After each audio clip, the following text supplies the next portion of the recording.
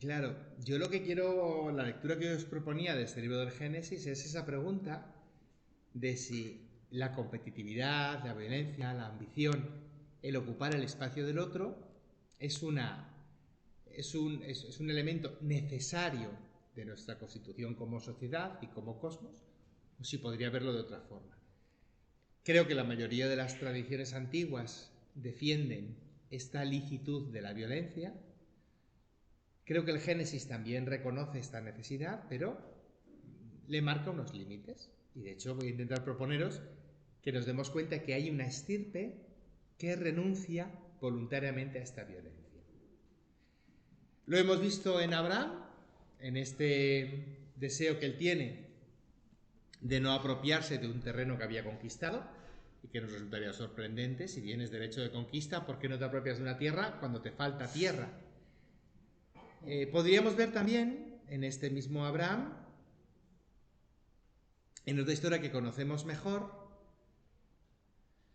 y que aquí sí que nos resulta un poco más complicada esta acción de la violencia.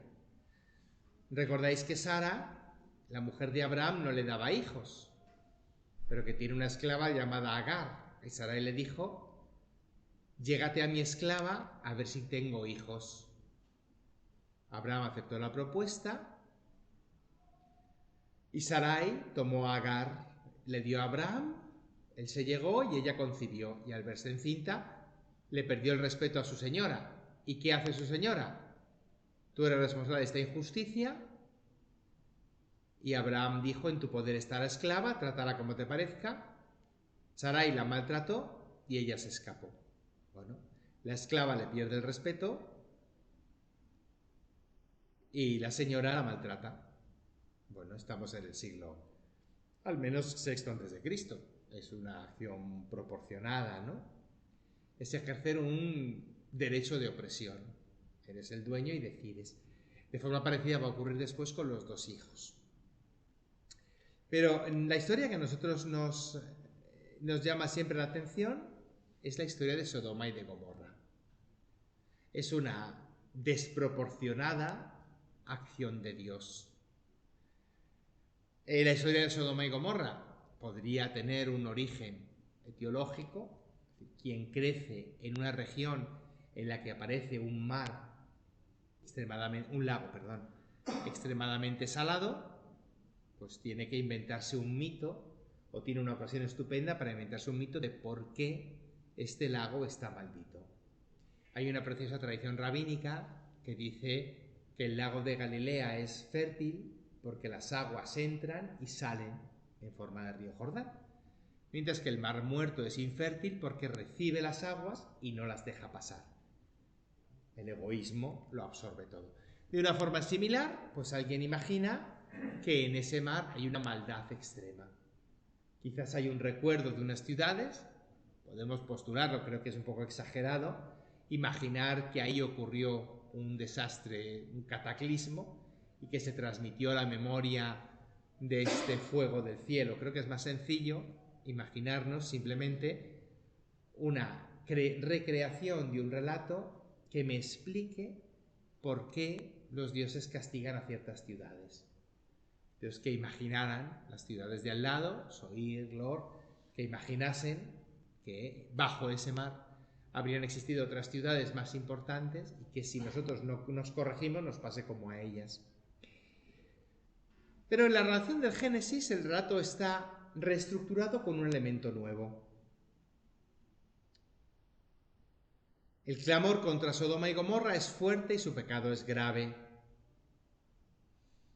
¿Qué debe hacer el Señor? Bueno, pues el Señor debe actuar en la medida proporcionada a lo que está sucediendo. Igual que Sara había expulsado a Agar, había actuado proporcionalmente ante una esclava que pierde respeto a la señora, es lo que se debe hacer. De forma similar, el Señor, como Señor de la tierra, tiene que actuar sobre Sodoma y Gomorra. Voy a bajar a ver si sus acciones responden a la queja, y envía unos hombres en dirección a Sodoma. Cuando estos hombres lleguen a Sodoma, a ver cómo es la maldad, bueno, pues el autor bíblico nos contará una historia, una maldad imperdonable, y es que los hombres de la ciudad rodearon la casa, desde los jóvenes a los viejos, todo el pueblo sin excepción, y gritaban: sácanos a los extranjeros, bueno, para que abusemos de ellos. El autor del Génesis imagina una maldad imperdonable. Escoge pues una de las leyes inquebrantables, que es la ley de la hospitalidad. Y sitúa a Lot en una tesitura. ¿Qué debe hacer Lot ante esta circunstancia? Por eso os decía que aunque el corazón del hombre está tendiendo al mal desde su juventud, existe una estirpe, la estirpe de Abraham, que va a ser capaz de comportarse de forma honrada y honesta. Lot, de forma heroica, honrando la ley de hospitalidad: mirad, tengo a mis 2 hijas, os las entrego para que las tratéis como queráis, pero no hagáis nada a estos hombres que he cobijado bajo mi techo. Pongo la vida de mis huéspedes por delante de la vida de mis propias hijas. Es un cumplimiento heroico de la ley de la hospitalidad. ¿Cómo debe reaccionar Dios ante esta situación? Bueno, pues los visitantes, los enviados, cegaron a todos con resplandor para que no pudieran entrar y dijeron a Lot: saca de este lugar yernos, hijos, hijas y cuanto poseas, porque vamos a destruir este lugar. Pues el clamor contra ellos ante el Señor es enorme y el Señor nos ha enviado para destruirlos. La historia de Sodoma parte en un primer estrato como una retribución ante la opresión. Es una acción, si queréis, de opresión al malvado, que es respuesta a la opresión que el malvado había realizado. Este mismo esquema lo vamos a volver a encontrar en la narración del Éxodo, donde Dios interviene porque el pueblo clama. Este grito del oprimido llega hasta Dios y Dios actúa en consecuencia. ¿Sí? No tiene nada que ver con la no reproducción o la homosexualidad. Bueno, luego nosotros, puesto que los sodomistas prefieren abusar de los caminantes en lugar de las hijas, pues atribuiremos a esa preferencia el nombre de sodomía. Pero en origen el verdadero crimen no es tanto un crimen sexual, sino un crimen de falta de respeto de la hospitalidad. Se elige el extremo sexual porque para colocar una situación heroica en Lot, pues tengo que colocar una situación heroica en las hijas, que es lo más sagrado que un padre tiene de sus hijas, que no abusen sexualmente de ellas. Si en lugar de haber utilizado el elemento de las hijas, hubiéramos querido utilizar narrativamente el elemento de la riqueza, pues Job les habría propuesto que se quedasen con todos sus camellos. Pero el tema eran las hijas, es vida por vida. En ese sentido, hay que buscar una situación heroica de hospitalidad en Lot. Hay que mostrar, y esta es la originalidad del relato del Génesis, en una situación habitual, que es: el lugar se destruirá porque el clamor contra mí ha sido grande, y por tanto Dios retribuye a la violencia con violencia. El autor de Génesis ha introducido un elemento nuevo, y es que en medio de este corazón torcido puede existir un elemento de rescate. Puede existir un corazón que no esté torcido.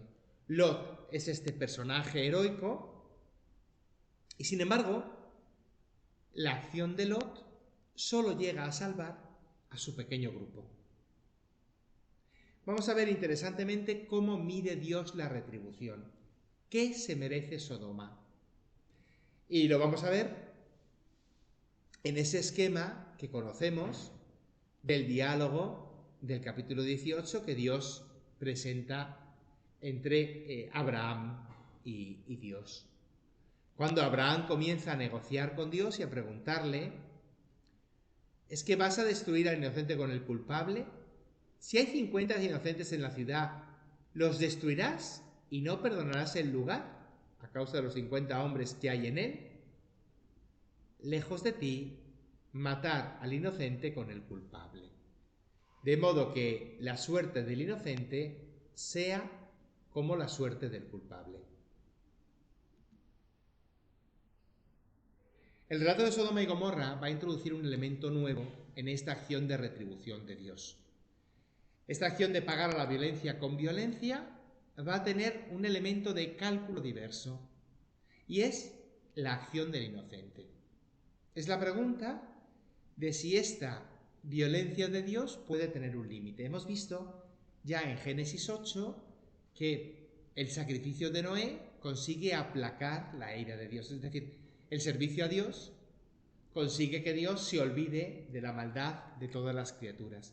Pero en el caso de Sodoma y Gomorra vamos a introducir un elemento nuevo, y es que la inocencia, por así decirlo, el actuar de forma justa, puede compensar la maldad de toda una ciudad.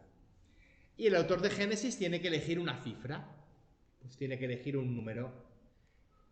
Y es curioso, va a elegir el número 10. No tenemos muy claro por qué 10 justos. Sí sabemos que después 10 será el nombre de los varones que se reúnan para hacer una asamblea litúrgica. Con menos de 10 varones, la tradición judía no reconoce la asamblea litúrgica como constituida, no hay quórum. ¿Y por qué 10? Bueno, pues no tenemos una hipótesis muy convincente, porque hay que elegir un número relativamente redondo. 10 era un número más o menos completo, no muy amplio, no es 50, no es 100. Pero, y eso es lo interesante, podríamos leer la acción de la retribución de Dios sobre la violencia como una invitación al justo a encontrar un modo de compensar la violencia. Es como si la retribución que merece la ciudad de Sodoma y de Gomorra, que es el fuego del cielo, pudiera sustituirse con otra retribución que fuera la vida del justo o la vida de los justos. Si en Sodoma hubieran existido 10 hombres como Lot, en lugar de haberse salvado solo la familia de Lot, en el relato de Génesis, Dios habría tenido que perdonar toda la ciudad, o por decirlo de otra forma, lo que hizo que la ciudad de Sodoma se corrompiera no era solo que todos ellos eran corruptos, por eso insistirá, ¿no? Viejos, jóvenes y todo el pueblo, sino que de todos ellos no había 9 que hubieran decidido apartarse. No era tanto necesario que todos ellos vivieran de forma honesta. Sí era necesario que hubiera un exiguo número de 10 varones que lo hubieran hecho. Y me interesa esta imagen del exiguo número porque vuelvo a insistir en que de la estirpe de la humanidad va a estar toda ella contagiada de este corazón torcido, menos una parte de la estirpe, que es la estirpe de Abraham. Abraham y sus descendientes, Lot, van a compartir esta experiencia de vivir de forma honesta y, si queréis, de forma honesta, de modo heroico. Curiosamente, no va a ser toda la estirpe. Bueno, conocemos la historia de Lot. Lot salva la vida, se recluye en la ciudad de Soer, pero sabemos que no toda la familia de Lot comparte esta experiencia de justicia, porque Lot tiene una esposa y su esposa, como todos sabemos, su esposa no respeta la ley, tomó a su mujer y a sus 2 hijas, el león fue de la ciudad, ponte a salvo, no te detengas, ponte a salvo en los montes. Salía el sol cuando Lot llegó a Soar y el Señor hizo llover sobre Sodoma y Gomorra azufre y fuego desde el cielo. Tengo que inventarme una situación mítica, pues me invento, en lugar de que caiga pedrisco, que ya es malo, imaginaos que además de pedrisco caerá fuego. ¿Que alguna vez vieron un meteorito? Podría ser, pero no me hace falta que lo hayan visto. Imaginarme que lleva fuego no requiere haberlo experimentado anteriormente. Sé lo que es el granizo, pues me puedo imaginar que además del granizo fuera un granizo ardiendo. Bueno, azufre y fuego.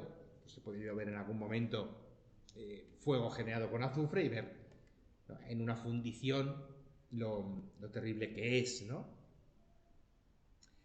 La mujer de Lot miró atrás y se convirtió en estatua de sal. Luego esta historia quizá me recuerda que hay una roca allí. Siempre contamos esa historia de la mujer que se volvió hacia atrás. ¿Por qué la mujer? Porque necesito a Lot para seguir contando la historia.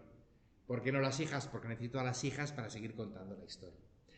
Os decía que lo curioso de la narración de Lot es que las hijas de Lot, que se ven sin descendencia y que no quieren emparentar con los habitantes de Zoar porque no se fían de esa estirpe, pues pretenden tener una estirpe justa. Nuestro padre es viejo, no hay ningún hombre que se una a nosotras, emborrachemos a nuestro padre y acostémonos con él. Tendremos descendencia de él. Aquella noche emborracharon a su padre y se acostaron con él. Al día siguiente también la mayor. Las dos hijas concibieron, la mayor dio un hijo que le llamó Moab y la menor dio un hijo y lo llamó Amón. Es el antepasado de los amonitas. La descendencia de Abraham hereda esta rectitud de corazón, pero esta rectitud del corazón se sigue perdiendo. No toda la descendencia conserva esta rectitud de corazón. De hecho, las sobrinas de Abraham no comparten la rectitud del corazón que tenía Lot. No se educa la rectitud del corazón, sino que se va a heredar. Y ahora os presentaré cuál es la diferencia. Lot no es descendiente de Abraham. Lot es pariente de Abraham, pero es descendiente de Terah, el padre de Abraham.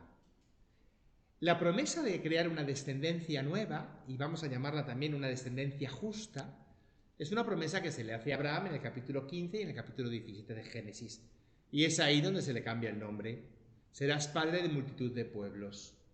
Y estos pueblos estarán marcados, en concreto con la señal de la circuncisión, pero estarán marcados con esa promesa de vida que el Señor va a asegurar. Su promesa de vida va a estar unida a una rectitud en el corazón. Si comparamos la actitud de las las bisnietas de Terah, que son estas dos hijas de Lot, con otros bisnietos de Terah, que son los hijos de Isaac, porque Abraham tiene un hijo que es Isaac, y Isaac tiene dos hijos, que son Jacob y Esaú, vamos a fijarnos en qué ocurre con esos dos hijos, que también tienen un corazón torcido, o un corazón doblado. Lo vimos relativamente y brevemente la semana pasada, pero quería volver a insistir sobre ello. Abraham tiene un hijo que es Isaac, e Isaac tiene dos hijos que son Esaú y Jacob y que viven la vida de los hijos.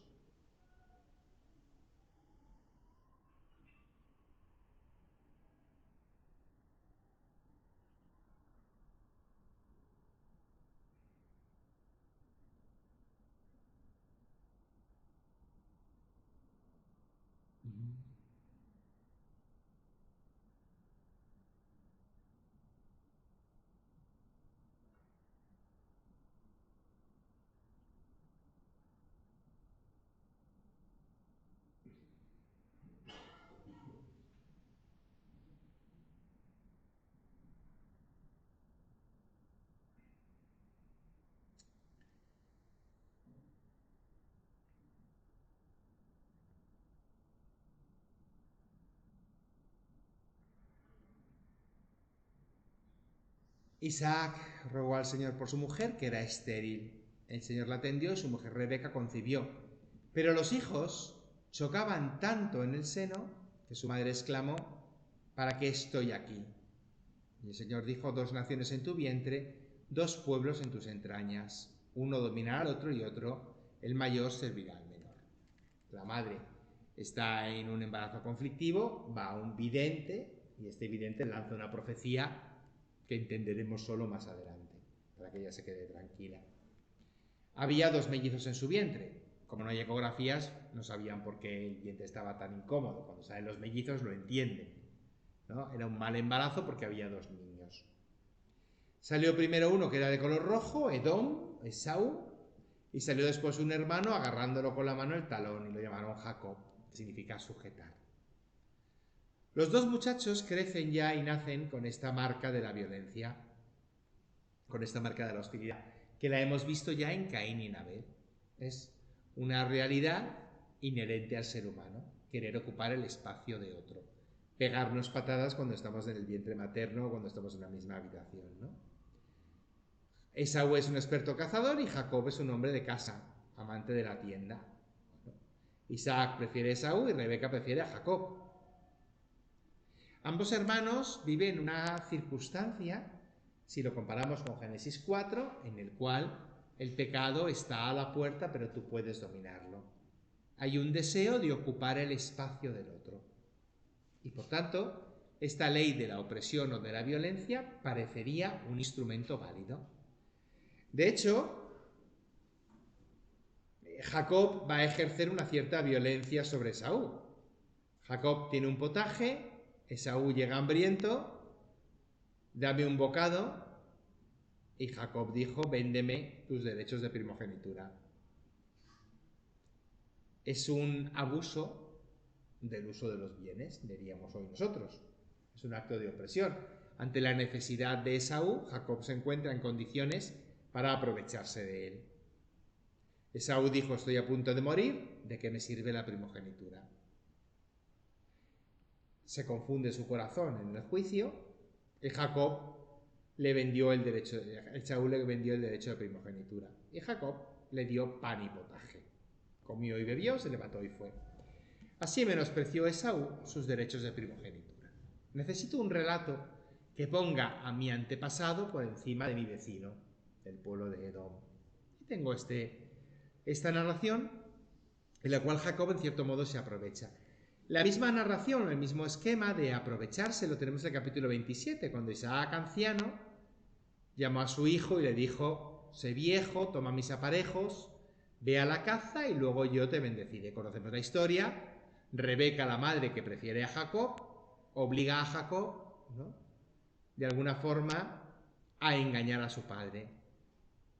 Hijo mío, haz lo que yo te mando, ve al rebaño, tráeme 2 buenos cabritos, prepararé un guiso sabroso, se lo llevarás a tu padre para que coma y él te bendecirá antes de morir. Es verdad que nosotros leyéndolo estamos reconociendo un comportamiento muy poco honesto. Está la mentira y está el engaño, clarísimamente, pero cuando lo estamos contando de nuestro abuelo, damos gracias de que nuestro abuelo haya sido tan listo y se haya quedado con el molino y nuestros primos sean los que tienen que ir a la cantera todos los días. Porque es verdad que el molino es pesado, pero es mucho más cómodo que ir a la cantera a mendigar que te den trabajo. Casi incluso nos reiríamos, bueno, nosotros el domingo nos reíamos, porque cuando le ganamos a Barcelona, pues siempre nos reímos, ¿no? Y si además les hubiéramos engañado con un penalti, pues nos reiríamos más. Porque hay una especie de regla de la violencia que si puedes usarla y la usas, eres una persona digna de crédito. A mí lo que me interesa es que el relato del Génesis presenta una relación entre los hermanos basada en un acto de desproporción en el uso de la violencia.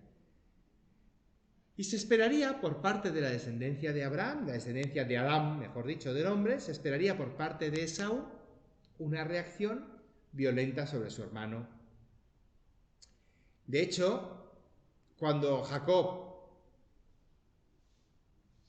¿no?, cuando Esaú regresa, ¿no?, y sabe que su hermano le ha engañado, rompió a llorar a gritos y Esaú concibió odio a Jacob por la bendición que su padre le había dado. Y se decía, se acercan los días del fin del duelo de mi padre y entonces mataré a mi hermano Jacob. Os invito a que leáis este texto en paralelo con Génesis 4, con Caín y Abel, porque el autor del Génesis nos los ha escrito también así. Ha vuelto a escribir este relato comparándolo con el relato de Caín y Abel. En este caso, este pensamiento de matar a mi hermano es el mismo pensamiento que Caín podría haber tenido, solo que en Génesis 4 no se explicita. Es el pensamiento que todos nosotros asumimos como natural. Me han robado la primogenitura, a pesar de que legalmente lo hubiera vendido anteriormente, ¿no? El autor del Génesis necesita dejarnos claro que nuestro antepasado Jacob, de alguna forma, lo que hizo fue apropiarse de aquello a lo que tenía derecho. Pero reconocemos que ha utilizado unas artes un poco sospechosas, ¿no? Este rencor en Esaú nos parece normal, y ejecutar este rencor sería algo esperable en la historia. Bueno, Jacob va a huir a Harán, a casa de Labán, se va a quedar una temporada hasta que pase la cólera de tu hermano y cese su indignación y se olvide de lo que le has hecho. Y uno se pregunta, ¿cuándo se te puede olvidar que te han robado el derecho de primogenitura? A nosotros nos puede costar entenderlo, porque lo de la bendición de un padre da para poco, ¿no? Pero siempre pongo el ejemplo de las casas nobiliarias, cuando la herencia del título pasa solo a uno de los hijos, y no a todos. Aquellos a los que no pasa la herencia del título y por tanto la posesión de las tierras, pues de alguna forma desaparecen de la narración o de la historia. Esaú sabe que él ha perdido esta expectativa de pasar en la historia y por tanto su reacción de rencor y de odio encajaría. Bueno, Jacob va a vivir esta experiencia de opresión y quiero destacar el hecho de que el autor del Génesis va a tener siempre muy claro que en Dios va a haber una capacidad de retribuir a la víctima de forma impensada. Esta huida que Jacob tiene hacia Harán, hacia la tierra de sus antepasados, le va a suponer a Jacob dos enriquecimientos. El primero, sus esposas con los hijos, y el segundo, la riqueza que va a obtener de su tío Labán y de su trabajo. Va a ser una emigración forzada, pero beneficiosa. Aún así, hablando de esta opresión y de esta violencia, cuando Jacob regresa,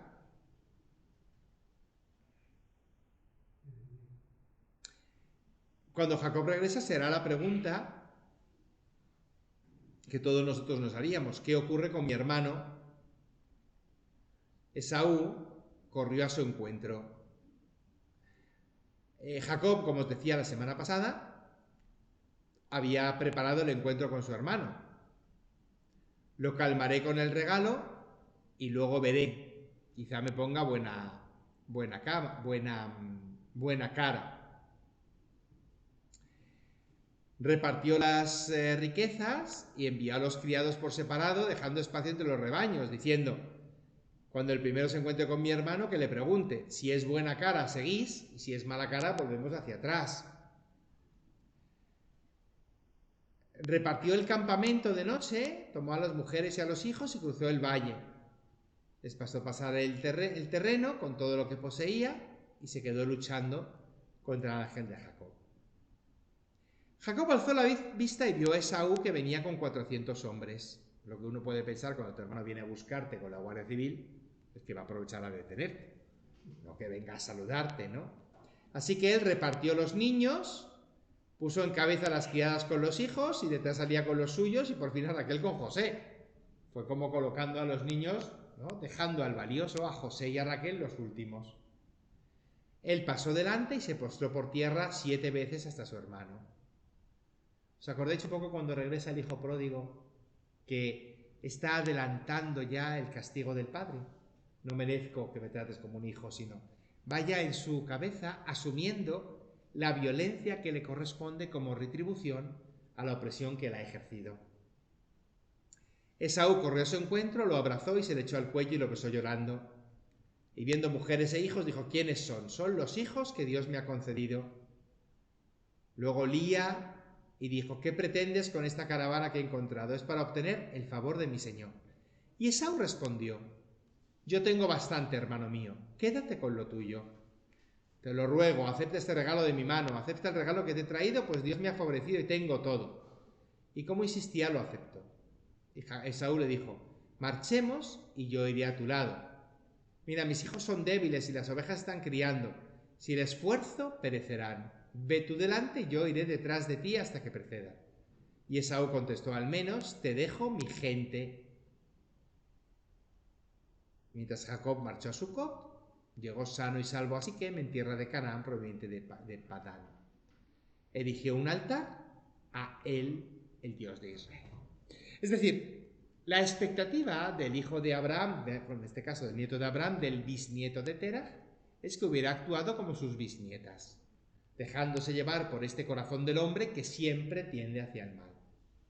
El narrador del Génesis además nos lo ha ido preparando desde la cabeza de Jacob, que de alguna forma asume una retribución merecida en cuanto al odio de su hermano. Asume que él le ha robado a su hermano la vida y por tanto su hermano tiene derecho a robarle la vida o robarle la descendencia. Y sin embargo, de forma sorprendente, Esaú se nos presenta con un corazón que, aunque siempre tiende al mal, es un corazón que está inclinado hacia el bien. Habíamos visto el pensamiento de Esaú: mataré a mi hermano en cuanto mi padre perezca, y hemos visto que pasados unos años Esaú es capaz de orientar su corazón hacia el bien. Hay en la estirpe de Abraham una capacidad de resistir esta tendencia al mal inherente en el corazón del hombre. El autor del Génesis, por tanto, va a reconocer una violencia connatural con la creación y con el ser humano, pero va a reconocer también una acción de Dios que permite, al menos a ciertos miembros de esta humanidad, de estos hijos de Adán, no reaccionar con esta acción de venganza. No siempre y no en todas las historias, porque el capítulo 34, cuando violan a la hija de Jacob, a Dina, va a terminar con una violencia extrema con los habitantes de Siquem. De hecho, mataron a espada a Hamor, a su hijo Siquem. Cuando estaban convaleciendo, tomaron a espada, entraron en Siquem y mataron a todos los varones de la ciudad. Saquearon toda su fortuna, niños, mujeres, cuanto había en sus casas. Y Jacob dirá: me hicisteis odioso a los habitantes del país. Pero ellos decían: deberíamos haber dejado a nuestra hermana tratada como una prostituta. La historia del capítulo 34, de responder a la violación de mi hermana con una violencia extrema, matar a todos los varones de la ciudad, es desproporcionada porque Dina habría sido violada por un grupo, no por todos los varones de la ciudad. La reacción de Simeón y de Leví es una reacción que el autor del Génesis considera proporcionada, con esta pregunta final para que el lector tenga de alguna forma que asentir con esta reacción de violencia. Así que marcamos una diferencia entre la acción de la violencia contra los pueblos vecinos y contra nuestro propio pueblo. Este corazón del hombre que está torcido hacia el mal va a mantener una regla de violencia frente a aquellos que no son del pueblo, pero va a corregir la regla de violencia con aquellos que son del pueblo. Y este es un elemento que yo os quería proponer. Veremos la semana que viene cómo la Torá va limitando la acción de violencia, pero el instrumento con el que Dios va a moldear la violencia del hombre va a ser precisamente el instrumento de la familiaridad. El ser familia, el ser de la propia sangre. Los personajes en la narración del Génesis que ejerzan violencia contra otros pueblos van a aparecer como en cualquier otra narración de Oriente Medio. Los enemigos, pues merecen lo que merecen los enemigos, que se les pague como se pagó a los sodomitas. Pero los miembros de la familia van a tener una ley nueva en el uso de la opresión. La opresión ejercida dentro de la familia no se responde con una opresión semejante y de dirección contraria. La opresión ejercida por los ajenos al pueblo se responde con una opresión sobre los ajenos al pueblo. Podremos quemar las tierras de Amalek, podemos derribar los templos de los filisteos, podremos matar a todos los habitantes de Siquem, y ese uso de la violencia será razonable y proporcionado porque es la violencia natural. Pero la opresión ejercida dentro de la familia requiere otro tipo de retribución. Esa compensación que la víctima podría esperar ejerciendo violencia contra su agresor va a ser una compensación que no pertenece a la víctima, sino que pertenece al Señor.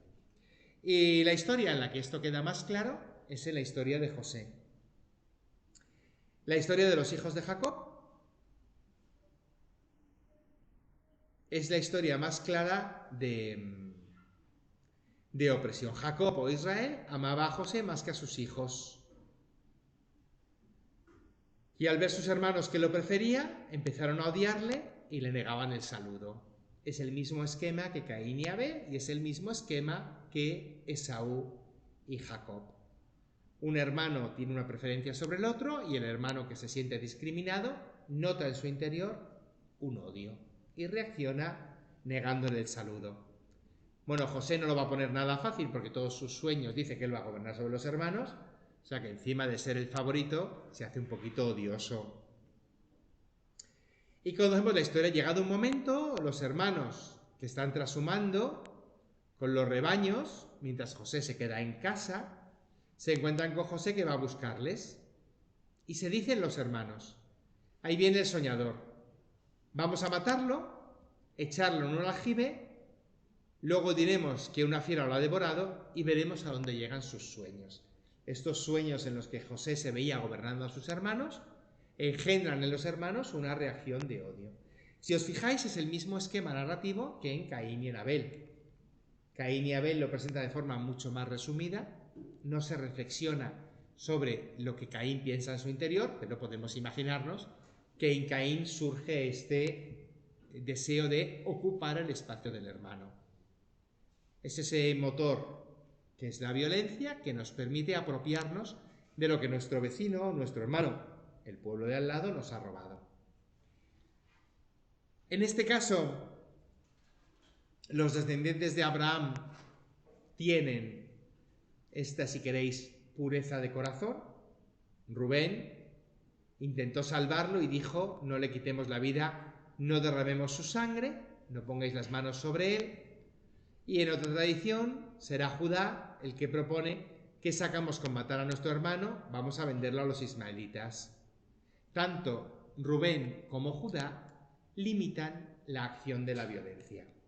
No es que sea muy noble vender a tu hermano como esclavo, pero frente a matarlo se considera un corazón menos torcido a la maldad, si queréis, menos arrastrado por el odio. Fijaos que en otro elemento, en otra tradición cultural, podríamos haber introducido aquí un espíritu de envidia, un demonio de rencor o de odio. Podríamos haber presentado un elemento ajeno a los hermanos que les hubiera obnubilado. En un elemento cultural como el nuestro podríamos hablar de una enfermedad mental. Los hermanos, movidos por la ira, por los celos. El autor del Génesis quiere evitar positivamente presentar un agente distinto del ser humano a la hora de tomar estas decisiones.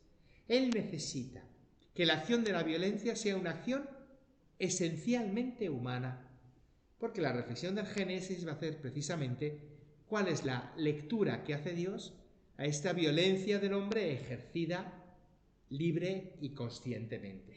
Por eso evita presentar a los hermanos borrachos, ¿no? O presentar a los hermanos ciegos de ira. No ha pasado en el caso de Caín, no ha pasado en el caso de Esaú y no pasa ahora en el caso de los 11 hermanos. El autor del Génesis quiere mirar a la opresión de forma desnuda, como una acción que identifica al ser humano, la acción con la que más lo reconocemos, un lobo para el ser humano. Bueno, hay un límite en esta violencia, el hijo no muere, pero es como si quedase muerto. Esta violencia de los hijos se ejerce también contra el padre, porque el padre cree que ha perdido un hijo. Y nos ocurre como nos había ocurrido en el caso de Jacob y de Esaú. José prospera, porque como os he dicho para el autor del Génesis, la víctima será recompensada. Dios va a retribuir al agresor con la muerte y a la víctima le va a retribuir con bendición. José, siendo víctima de opresiones distintas, es oprimido por la mujer de Putifar, que le mete en la cárcel, es oprimido por la ingratitud del copero real, que después de haber sido salvado se olvida de él. José vive una opresión que de todas formas es una opresión natural.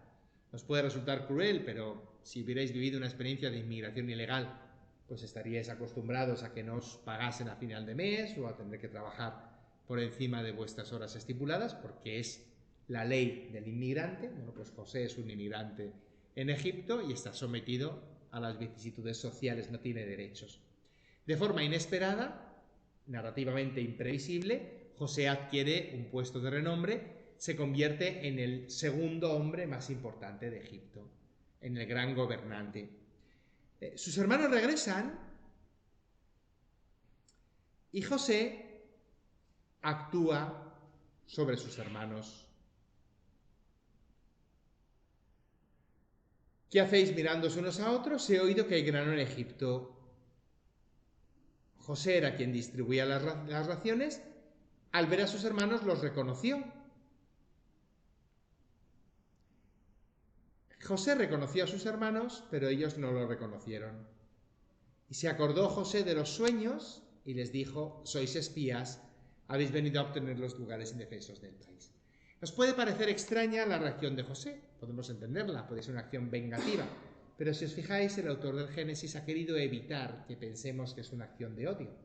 Se acordó de los sueños donde él gobernaría sobre sus hermanos. Y comienza todo un proceso que hemos analizado en otros cursos, en el cual José va haciendo a sus hermanos experimentar el desamparo que él mismo experimentó cuando fue vendido o tratado como esclavo. De hecho, los hermanos tendrán que entregar la vida de Benjamín. Los hermanos van a vivir la misma opresión que habían vivido, y en ese proceso los hermanos van a ser conscientes de su propio pecado. Jacob va a enviar a sus hermanos en varias ocasiones, y Judá finalmente, en el capítulo 44, va a ser consciente del crimen que ha realizado. ¿Qué podemos hacer para probar nuestra inocencia? Entonces ha descubierto nuestra culpa. Somos esclavos. No te enfades conmigo, pero si no devuelvo a mi hermano, mi padre morirá. Así que el mismo Judá se va a presentar en lugar de su hermano Benjamín. No quiero ver la desgracia que se abatirá sobre mi padre. Judá, que no ha tenido reparos en engañar a su padre, en el capítulo 38, en el capítulo 44, decide ofrecer su vida en cambio de la vida de Benjamín. Y en este sentido, la opresión de José va a permitir que Judá comprenda su realidad de pecado. Y si queréis, cambie su posición de aprovecharse de la vida de su hermano a ofrecer su vida por la vida de su hermano. De alguna forma, la opresión que ejerce José es una opresión terapéutica. No es consciente José de ello, no está en su mentalidad, porque de hecho al comenzar el capítulo 45, José se conmueve ante este acto de Judá y retiene su ira.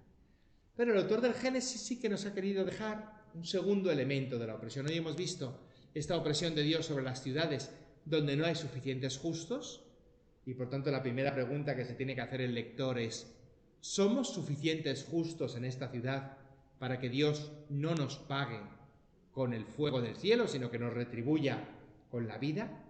Y la segunda pregunta que el justo tiene que hacerse al leer el Génesis es: ¿el sufrimiento que cae sobre nosotros no será terapéutico? ¿La opresión que Dios ejerce sobre nosotros no será una ocasión para descubrir lo erróneo de nuestras relaciones? Si hubiéramos tratado bien a nuestro hermano, ¿no estaríamos ahora nosotros en una situación de privilegio? Lo que va a ocurrir después en los capítulos siguientes es que una vez que los hermanos restablezcan esta paz, y fijaos, una vez que Judá y sus hermanos acepten que José esté por encima de ellos, es decir, cuando el primogénito acepta que el secundogénito esté por encima de él, hay una armonía en la familia y una amplia bendición. Cuando Esaú acepta que Jacob se haya llevado la primogenitura y dice: con lo que tengo me basta, hay armonía entre los hermanos. Cuando Judá, Rubén, Simeón, Leví y los 11 hermanos aceptan que José les gobierne, hay armonía entre los hermanos. Por tanto, ¿hay un corazón torcido al mal desde la adolescencia? Sí, pero un corazón que puede, como le decía Dios a Caín, resistir esta transgresión que está delante. ¿Cuándo? Cuando acepta el orden que Dios ha establecido. Lo que veremos la semana que viene precisamente es esto. Es el hecho de que Dios, con su Torá, con su ley, va a establecer un orden en el cosmos. En la medida en la que el corazón del hombre se deje educar por este orden, en lugar de dejarse arrastrar por su tendencia al mal, se dejará llevar hacia una tendencia al bien. En lugar de ser constructor de la opresión, será constructor de paz, aunque eso le signifique convertirse en víctima de la opresión. Pero bueno,